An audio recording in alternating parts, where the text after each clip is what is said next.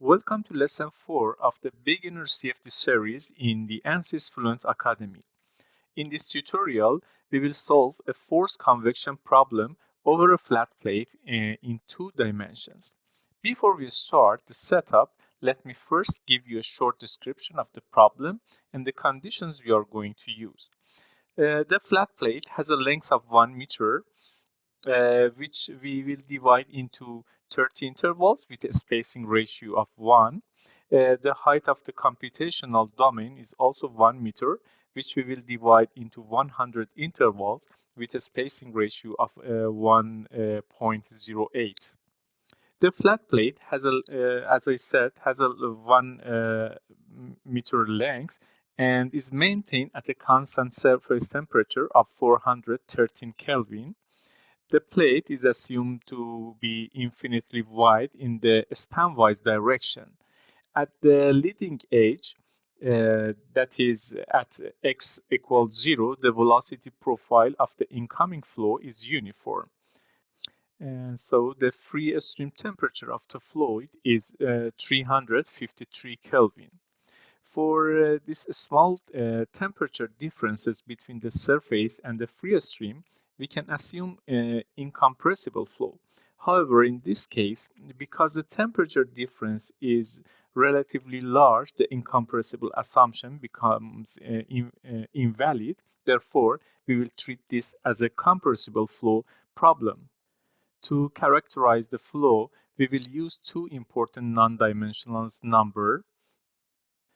The Reynolds number, which is here 1.5 E6, and the Prandtl number 0.71.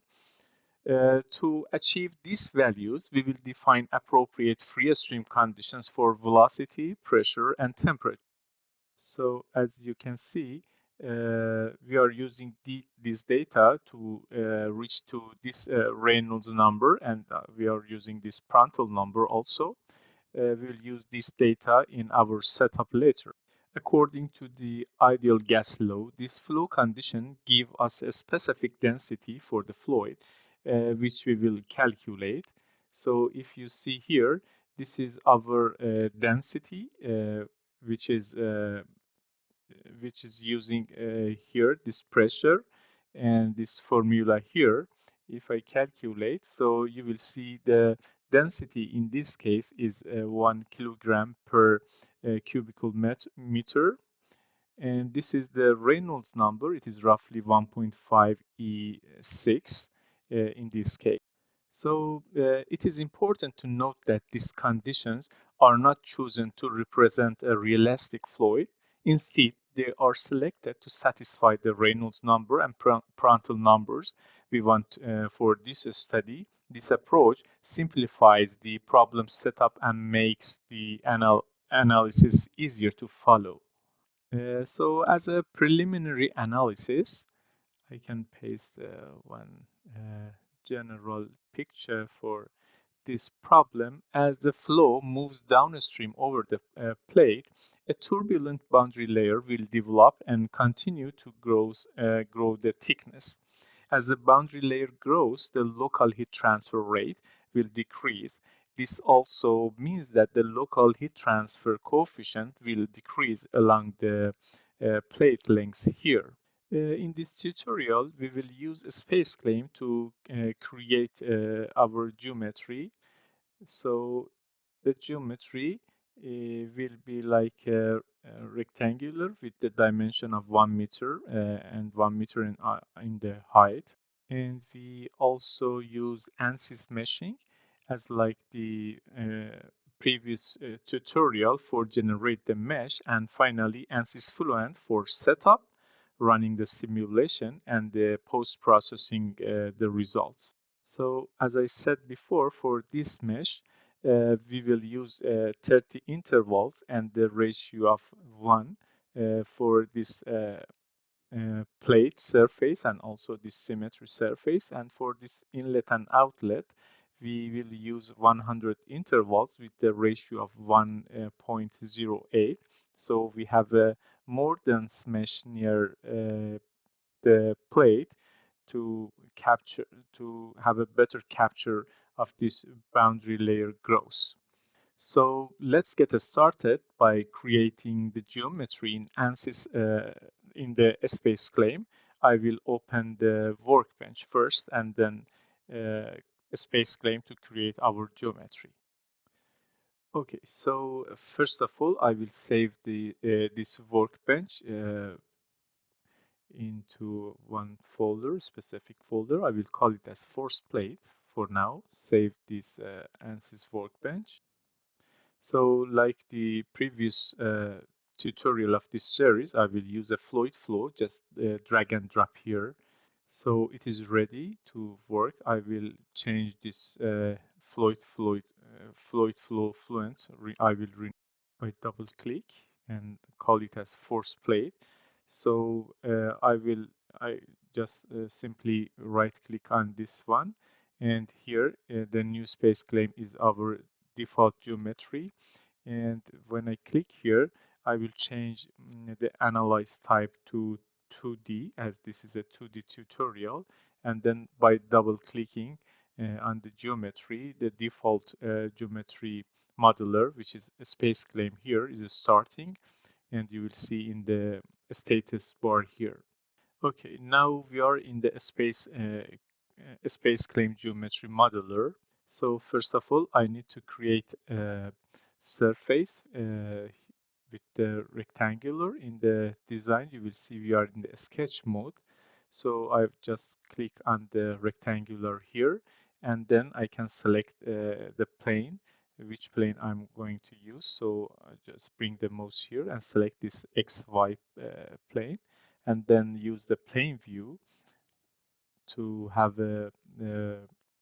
actually a normal view. So now, as the starting point here, so I don't need to use the, for example, the Cartesian dimension or something. I just click on the center of this plane, and then as this is a 1 meter length, so I just write 1000 millimeter, then use the tab key to go to Y direction and type 1000, and then press enter. So now I have this rectangular with this length. I can exit this sketch. So as you can see in the structure, now I have the one surface here. So you can use the measure if you want to measure this length. So you will see it is 1000 millimeter to check out, and this is also 1000 millimeter, which is 1 meter. So now I can just simply select the boundary condition, call here in the group tab here. Okay, so we can check the boundary condition here. This is a velocity inlet. I will call this inlet as inflow, and for the outlet, pressure outlet boundary condition, I will call outflow. And here, this symmetry, I will call it top, and for this plate, I will call plate in the SpaceClaim. So I will go again to SpaceClaim. So for this case, to create the name selection, so you need to just select this surface or this edge here, and you can use Ctrl G on the keyboard, or you can just click here in the create name selection. I will call it as inflow. So now it is done for this case, but I need to uh, modify this one because it is our plate surface. So I will just rename it as plate. Then again, this is our inflow. I will select, use Ctrl G on the keyboard. So now I can write it as inflow. Then click here. Now I can select this one, use Ctrl G on the keyboard, and call this one as outflow. And finally, I will select this one, and this time create name selection, and call this surface as top, which will be the symmetry boundary condition letter. So now it is ready to close this space claim. So I will close the space claim here. So as you can see, the geometry part has been ticked. It means it is completed. So you don't need to save the space claim separately. So you just save this workbench project. So the geometry will be saved in the working directory. Now it is time to go to the mesh. So I will just double click on the mesh. It is for the CFD physics here. And as you can see here, the meshing is starting to open. Okay. Now we are in Ansys meshing mode. So the geometry has been imported successfully into Ansys meshing, and we have our boundary conditions name plate for this one, inflow, outflow, and top for this one. So we can directly go to the mesh. First of all, I will go through these two horizontal lines here. So for this case, I will go to insert and use the sizing. Then here in the geometry selection, I will just click here. So as you see, it is on this automatic smart selection. So when you choose one face, this symbol will be changed to face. And when you go to like this edge, so the symbol here will change to edge. So I can click here, select this button, and then hold the control key, and then select the top one, click on apply. And this in this element size, I will change this one to number of division and change the number of division to 30. Then use the hard behavior for this one. Then we'll go for the inlet. So I need another sizing. Click here, select this one for the geometry, apply, and change this element size to number of division and change the number to 100. Again, change the behavior to hard. And for the bias type, I will select this first bias type. And for this bias option, I actually change this bias factor to a smooth transition, which is in this our case it is 1.08. So you will see a preview of this sizing for this edge. And now I need another sizing for the outflow edge. So again, I will go right click on, I will go to the mesh, right click, insert sizing, select this sizing, and then select this edge by just clicking on this one, click on apply. Again, the same process I will do, number of division, change to 100, behavior to hard, and then bias type. I will select first this first one, and then change the bias factor to smooth transition. So it is 1.08. So you will see this preview. It's not our desirable direction. We need to change this one. You can use this reverse bias, or also you can go again to bias type and change the first option to second one. So you will see a preview of this one also here. So as you can see, this preview has been changed and it is now ready for this one and also this one. So I just need to insert one face meshing to have the quadratic meshes. So I will select this face, click on apply, and then I will keep this default setting because we just need the quadratic cells here. So I will just select here, then go to the mesh, keep this default setting, and just right click here and then use the generate mesh. So as you can see, we have a very structured mesh for this surface for our domain. Then I can use this box zoom and go here. So you will see this sizing of this mesh, the mesh sizing is increasing in this direction. You can also, like the previous tutorial, you can measure this distance between two cells. So you need just to select the node selection here, then click on this node first and hold the control key and select the next one. So as you can see here, it is 3.6 E minus 5 meter. The first cell near the actually this plate. So I can also change, measure these two, and you can see the difference between two cells. So this one is 7.4 E minus 2 meter for this cell. Okay, so now our meshing is also ready in the Ansys meshing. I can just update this mesh by right click and update this one. So it will be updated in our workbench. As you can see, the mesh transition to Fluent was successfully done.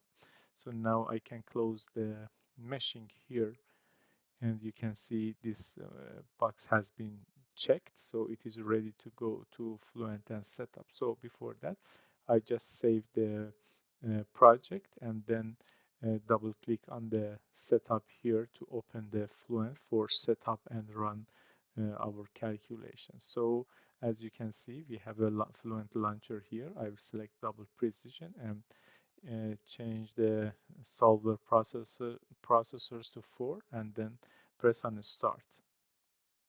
Okay, so the mesh has been imported to the Fluent, Ansys Fluent, and you can see we have one outlet, but there's no inlet actually here. If this was an inlet, so there was there were some blue arrows like this, but in this direction to the inlet. So the reason is that because we call this boundary as inflow, so Ansys Fluent cannot consider this one as velocity inlet. But if we call this boundary as like inlet, so it was then velocity inlet. So I was going to show this things here to you. So if you want to have a automatically selection the correct type of boundary condition, which is a velocity inlet here, so you need to select the correct name for this boundary condition. So if I go to boundary condition, so you will see there's no inlet boundary condition, and this inflow is under the valve. So we will change it later to actually inlet velocity inlet type. So now I will start with the mesh check. So I will use the perform mesh check. And as you can see, the minimum volume is a positive value. So we need to check this one as the minus value is not correct. So here, this everything is correct. I can go to the info and use the site, and you will see as there are 3000 cells in this case, and this is what we expect because we use 30 division in the horizontal direction and 100 division in the vertical direction while generating the grid. So the total number of cell is 3000, which is correct. So first of all, I will just use this hide boundary markers for this one for now. Or maybe I can keep it for now, and then I will go to this inflow, which is a wall boundary condition now. So I will just right click on this inflow. So no worries regarding this one. You can change this type from wall to velocity inlet here. So I just simply click on velocity inlet, and as you can see, the velocity inlet, I can just close this one, and so in this inlet we have this velocity. I will just display again. So you can see these arrows are in blue. It means that this is a inlet boundary type and this is outlet. So now I can hide these arrows from the graphics here. We can start with the solver. I will go to the task page and everything is ready here. So this is a pressure base STD and the 2D space planner. So I will keep these ones here. Okay. So I usually work in the outline view, but you can also work here.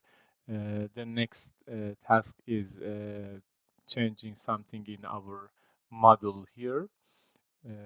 So we need to select our uh, models here.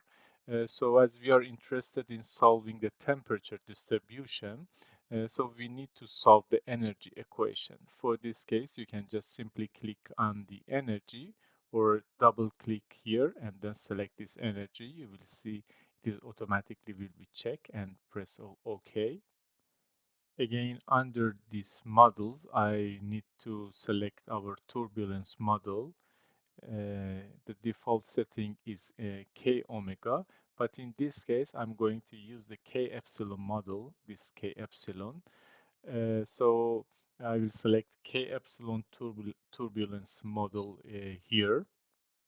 And in the K epsilon, I will use the realizable model in the K epsilon model box. And this realizable K epsilon model produce more accurate results for boundary layer flows than the standard K epsilon model, which is this model. And in the near wall treatment box, observe enhanced wall treatment option. So which deal with the resolution of boundary layer in our model.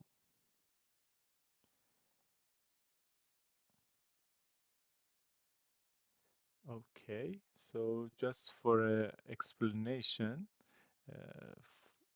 for the turbulence and model, actually there are three regions in the boundary layer that we are concerned with, starting at the wall. So these are three actually regions, laminar sublayer, buffer region, and the turbulence region. So Y plus actually is a mesh-dependent dimensionless distance that quantifies to what degree the wall layer is resolved. After solving this problem in Ansys Fluent, we will observe the value of Y plus for each mesh we use. So the enhanced wall treatment option serves to more accurately resolve the boundary layer in the case when the mesh is only fine enough to resolve the turbulent region, I mean Y plus greater than 30.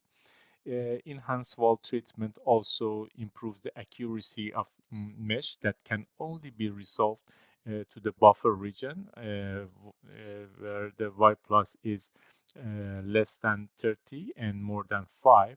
However, solutions with Y plus value in the buffer region are generally less accurate than if the solution is resolved to one of the other two regions. For our mesh, Fluent will be able to resolve the laminar sublayer. Thus, enhanced wall treatment doesn't improve the accuracy of our solution with our mesh.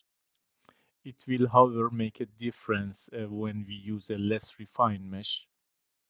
The thickness of the boundary layer is significantly smaller than the height of our flow field. Resolving the solution to the laminar sublayer is computationally intensive, especially in high Reynolds number flow. Resolving to the turbulent region is often the only reasonable option. Thus, it is good practice to always use enhanced wall treatment when dealing with a boundary layer. Also, it is not necessary with the current mesh. It will be necessary for less refined mesh layer on. So go ahead and select enhanced wall treatment now. Then select the thermal effect in the enhanced wall treatment option box to include thermal terms in enhanced wall treatment equation. And the value in the model constant box are constants used in the K epsilon turbulence equations. These values for the model constants are well accepted for a wide range of wall bounded shear flow. So leave all values in the model constant box set to their default value and just press on the OK here. Okay, now we can go close this model part and go to the material and the fluid. So I will double click here and then change this density from constant to ideal gas here, because we are treating the flow as a compressible. So this is here we are using the ideal gas for the density as I show you here. So we are using this formula here, which is where the R is 287. Fluent will calculate the density of flow at each point based on the pressure and temperature it calculates at that point.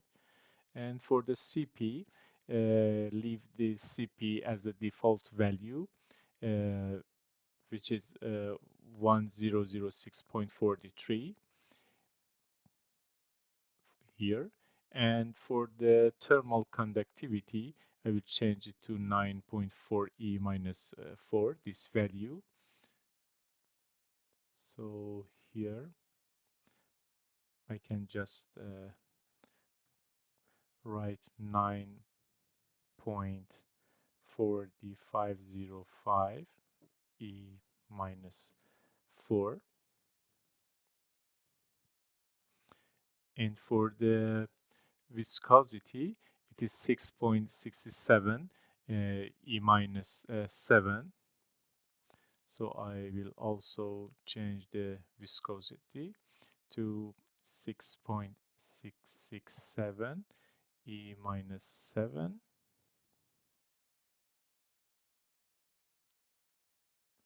And finally, I will leave this molecular weight as the default value, 28.966.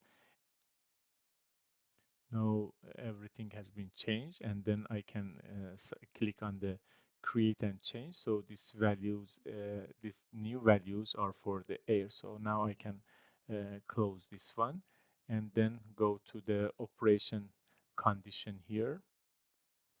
So for all flows, Fluent use gauge pressure internally. Anytime an absolute pressure is needed, it is generated by adding the operation pressure to the gauge pressure. We will use the default value of 1 atmosphere, which is this value in Pascal, as the operating pressure. So you can just close this operating condition. So now I can just close the material, go to the cell condition, and you will see this is the air, and this value are the new value that we have changed for the air. So I can close this one. Now it is time for this inlet flow, inflow. So I can open this inflow here, and as you can see, this is the velocity inlet here. Okay, for the velocity magnitude, I will enter 1 for the velocity, and for the thermal, I will call it as 353 Kelvin. The unit is in Kelvin, so I can enter directly the Kelvin value. Then I will change this one to intensity and the viscosity ratio here. So I will keep this one and just change this value turbulent intensity to 1 and the viscosity ratio also to 1, and then press on apply. Now we can close this one and then go to the outflow. I've just opened this one, but I will go to the outflow. So I will choose this outflow here.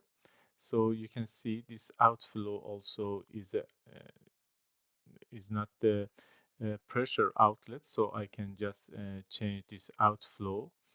This is also because of we call this boundary as outflow, not outlet. So if it was outlet, it was it in the default was the pressure outlet. So I can change this one also to new type of boundary condition, pressure outlet, by clicking the type and pressure outlet. So now the outlet changed to outlet boundary condition. So the default value of the gauge pressure is 0. The absolute pressure at the outflow is 1 atmosphere. Since the operating pressure is set to 1 atmosphere here in the operation condition, so the outflow gauge pressure is equal to outflow absolute pressure minus operating pressure, which is equal to 0. So because we don't need to expect any backflow, we don't need to set any backflow condition here. So I can just close this one. You don't need to go to this backflow also here. And so you can just close this window. So now, as you can see, we have two type of wall. First, I will go to the plate and double click here. So this is the wall boundary condition, which is a correct type of boundary condition in our case, which is a plate here. So as we have a heated isothermal plate, we need to set temperature. On the thermal tab, we can just keep this default value and then go to the thermal tab. So as this is a constant temperature, so I will change this thermal condition from wall flux, which is you will see it's a 0. It means this is a isolated plate. So I just need to select the temperature. And in our case, the temperature is 413 Kelvin. Then you will see the wall thickness is 0. So the material the material is aluminum, but the material selected is inconsequential because the plate has 0 thickness in our model. Thus, the material properties of the plate, here the aluminum, don't affect the heat transfer properties of the plate. So I can just simply click on apply and then close here. And again, for this top, actually, we need a symmetry boundary condition. So because we also call this is top, so Fluent cannot consider this as a symmetry. So we need to change this top surface also to the symmetry type. So you will just right click on the top, go to the type of this one, and then select the symmetry at almost the end of this list. So this one is also changed to the symmetry type. I will just display again.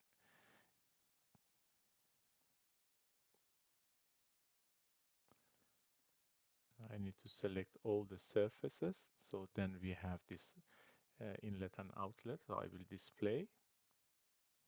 So now it is time to go to the solution part.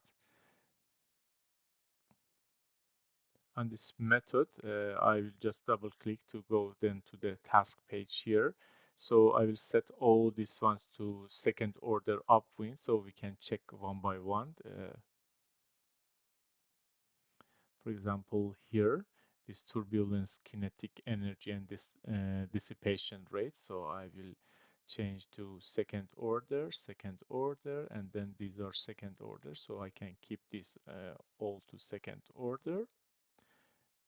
And then I will change this pressure to the standard, and the scheme from couple I will change to the just simple. So for this case it is now okay, so I can change according to this setting here now. And now for the initialization, I will go again to outline view, and then in the initialization, I will double click here, change to a standard for this case, and then I will select the inflow here. So the X velocity for all cell, as you can see, will automatically be set to 1 meter per second. The Y velocity to 0, and the gauge pressure also to 0 Pascal here. So this value have been taken from the inlet boundary condition that I have selected here.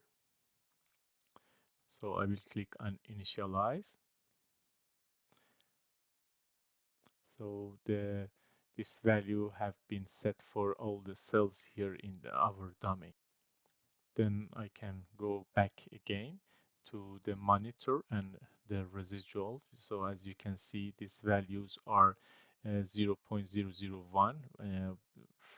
Only for energy, it is 1e minus 6. So I'm going to change all of this value to 1e minus 6.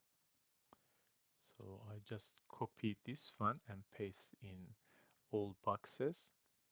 Simply like use Control C and Control V. So this residual actually is a measure of how well the current solution satisfied the discrete from of each governing equation. So I will set until the residual for each equation falls below this value 1e minus 6. And just check this to print the console and plot has been checked. So you can just simply click on OK and close this window. So I will go again to the outline and then double click on the run calculation. So I will start with 10,000 iteration for this problem. So the solution will converge before 10,000 iterations. So just let me put this 10,000 and then click on the calculate and wait for solving the solution.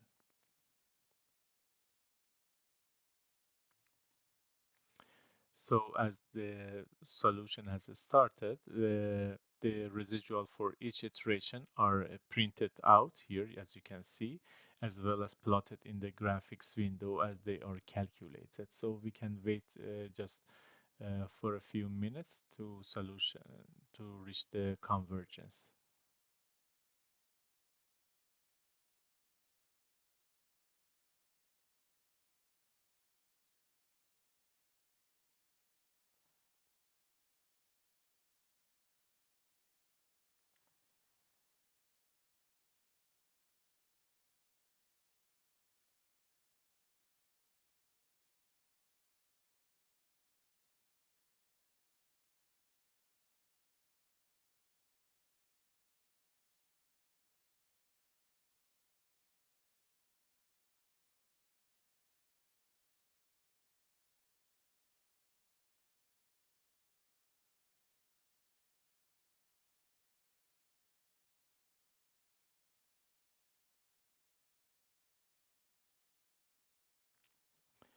Okay, so finally the solution has been converged. So I can press on OK, and so you can see the residual fall. I can go here below the specified convergence criterion of 1e minus 6, and in approximately as you can see here, 1603. So you can see solution is converged. So now I can just go here in the workbench and just press on the save and save the this setup and solution.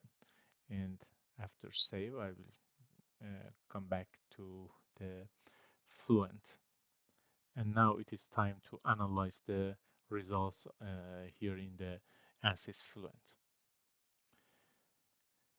Okay, so turbulent flows are significantly affected by the presence of the valve The K-epsilon turbulence model's validity is grid independent away from the walls, but requires verification to make sure it is valid when used near walls. Here, the near wall model is sensitive to the grid resolution, which is assessed in the wall unit Y+.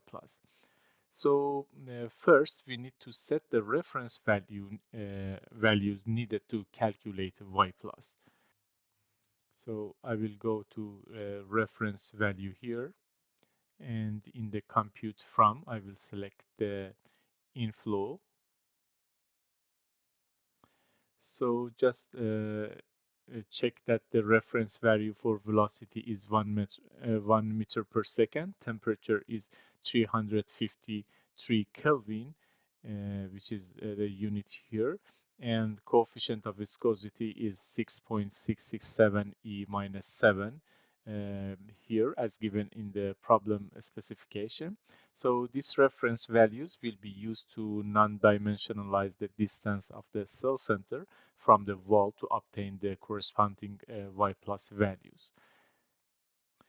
By using the following method, we will plot the Y plus values for wall adjacent cells to check how they compare with the recommendation mentioned actually above before.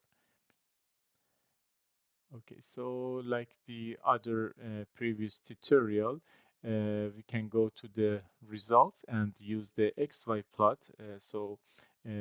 I will just go here and then select a new XY plot. I will call it as Y plus, and make sure that the position on x-axis is set under these options, and that one here is the value next to this x, and the 0 is next value next to the y under the plot direction. So recall that this tells Fluent to plot the x-coordinate values on the graph.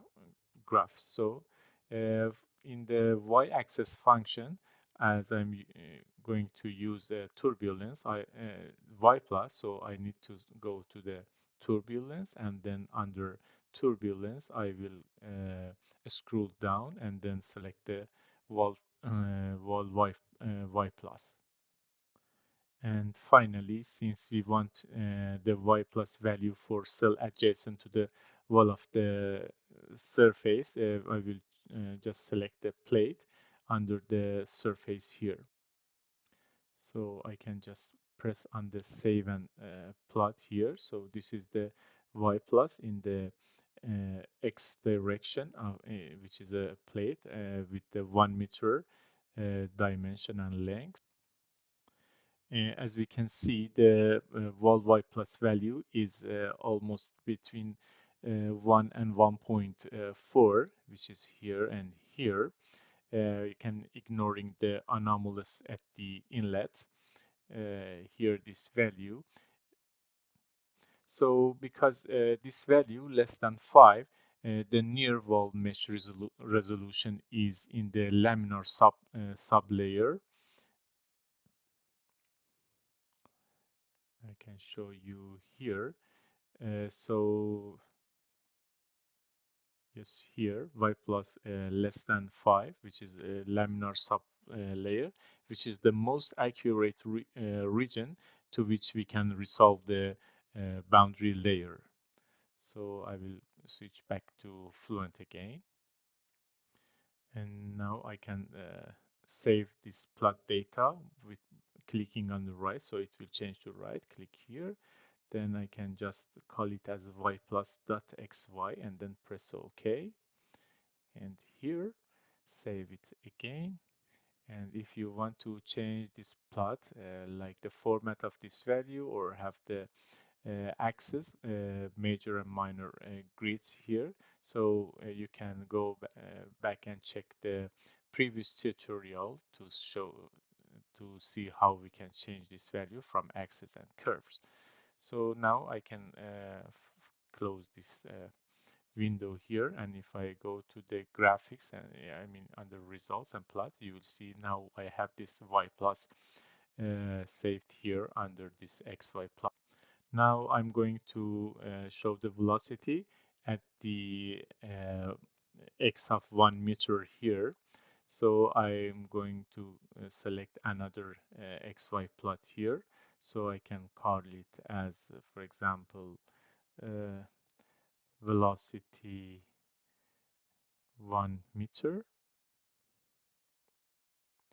So under this option, unselect the position on x-axis and then select the y-axis. And under the plot direction, enter 0 for x and enter 1 for the y. So this tells Fluent to plot a vertical rather than the horizontal profile. So under this time under this x-axis function, so I can pick velocity, yes, and then pick the x velocity, and then finally I can select the outflow under the surface that as we are going to plot on the outflow. Then I can go to the axis here and then select this x axis and then select the major rules here, apply, and then go to the y-axis, select the major rules again, and then apply. So for both x and y, I have selected the major rules. So first of all, I've just pressed on save and plot. So you can see this value first here.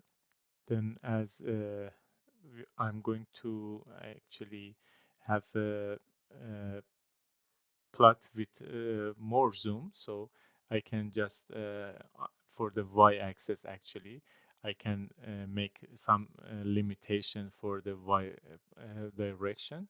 So I will unselect the auto range, and then here I can select the 0.1 for the y values, then press on apply and then plot again. So you will see this value has been limited between plate, which is placed here on the zero location, 0 meter, and 0.1 at the top. So like this, you can zoom on your plot. And also I'm going to change this one to float for the y direction. And now can close this tab, but I'm just keep this XY plot still here. I can save this plot also, write to file, and then just XY and then .xy, press on OK, plot it again. So as you can see, the velocity here is a little bit I mean more than 1 here. So as you can see, the x velocity reaches 1 meter per second at approximately on 0.02 meter. This shows the relative thickness of the boundary layer compared to the length scale of the plate. We also notice that the velocity profile is slightly greater than 1 meter per second above the boundary layer. We know this would not happen in real flow, rather it is a result of the boundary condition we have chosen for our model.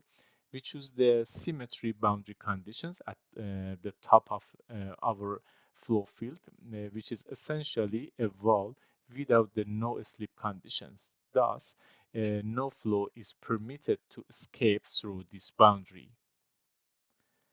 So if I just move here, uh, bring this picture here, actually in a real external flow, there is no such boundary at the top, and flow is permitted to pass through freely. here.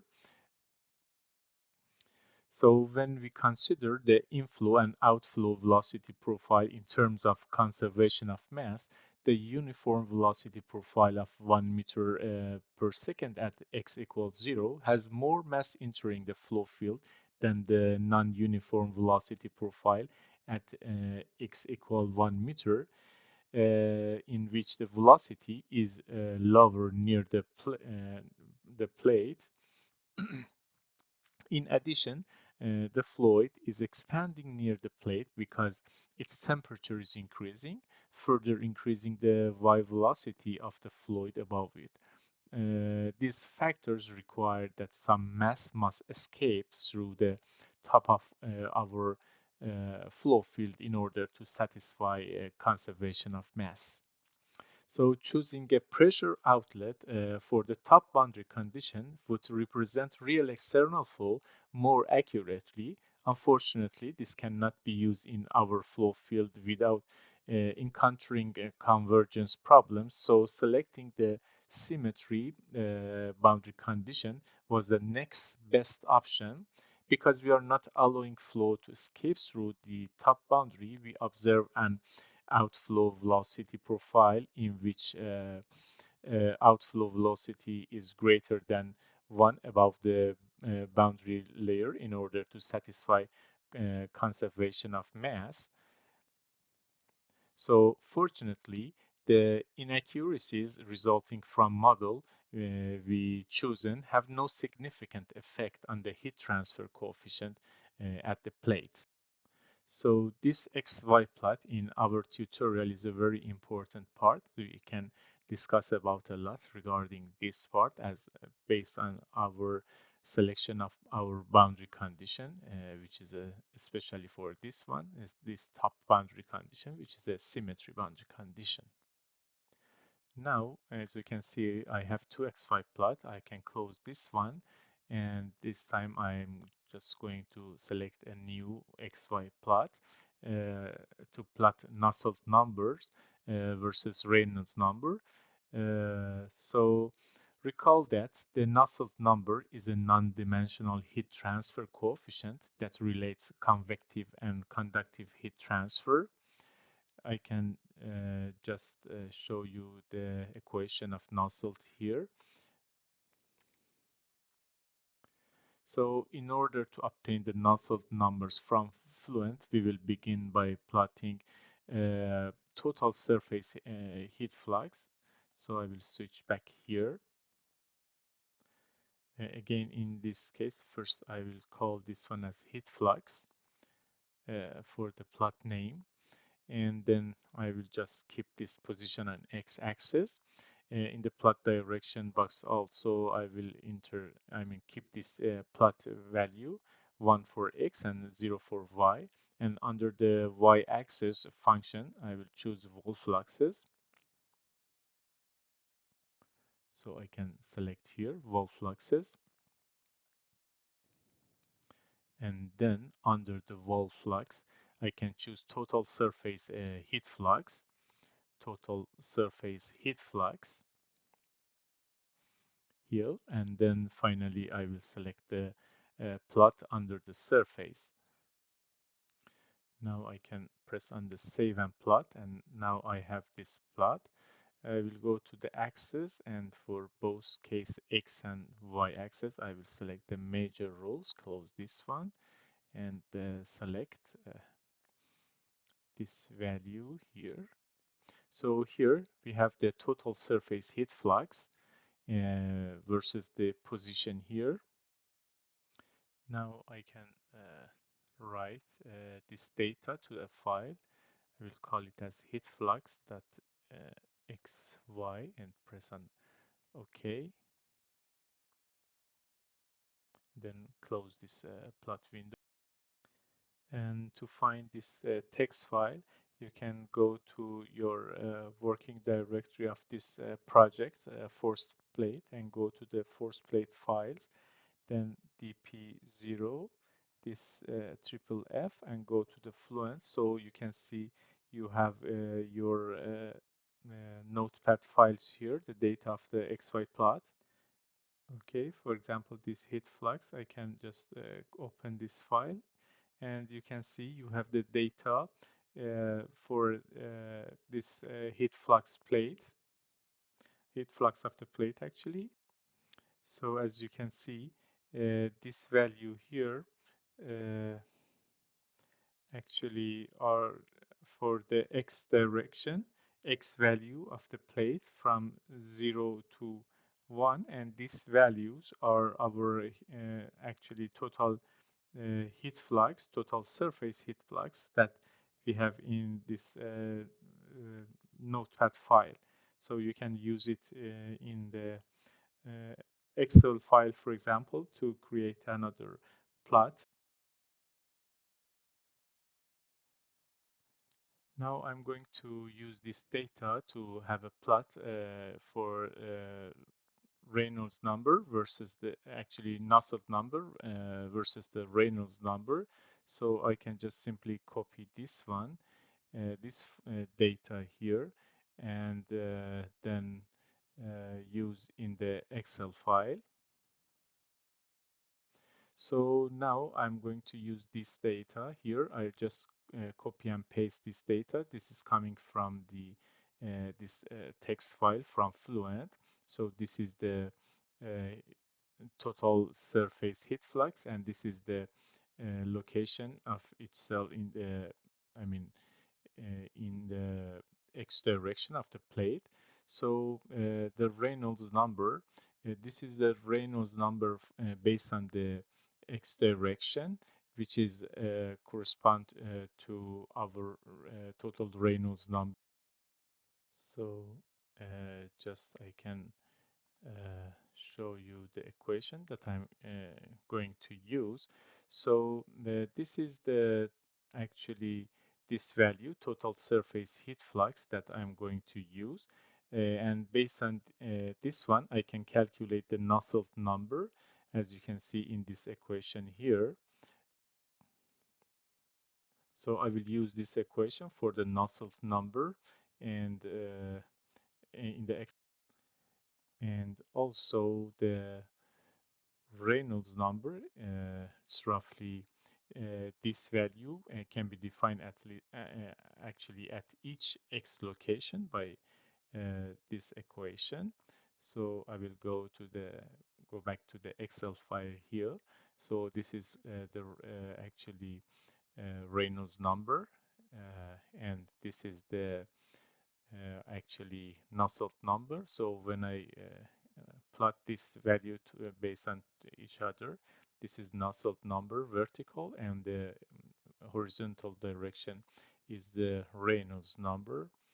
I can increase the size, so you will see the values are changing, the Nusselt number changing based on the Reynolds number.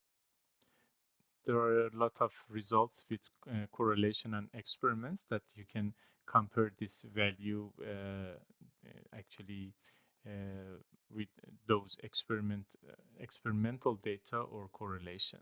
But if you compare your results with the experimental, so you will see there is a very little variation between this result from Fluent with the experimental or other correlations for. So now I will switch back to the Fluent, and again here I can go to graphic and use the vectors for velocity vector. So I will select the velocity and velocity magnitude, and for the whole domain I can display. So you can zoom in your domain to see the velocity profile here. I can use a smaller value for the scale, even less, maybe 2, and then zoom in to see, and I can skip 2 or 3. Then you can see the uh, actually the velocity here. So I just for now plot like this, and you can see the velocity vector here. You can also draw the mesh, your mesh here, and then save it again. And now I will just increase the size, and you can see the velocity in each cell, how they are showing. So I can now close this one, and as you can see, we have the velocity vector here.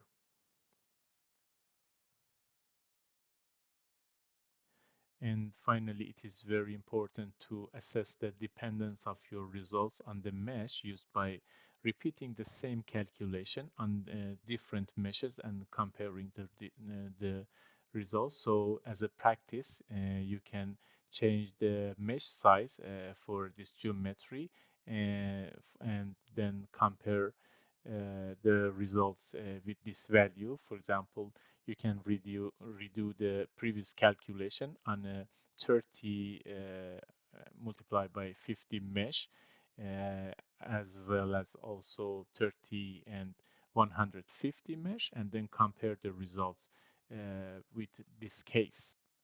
So that is a total thing that we covered in this tutorial. So thank you for watching, and please follow this playlist for the future tutorial. So thank you for watching.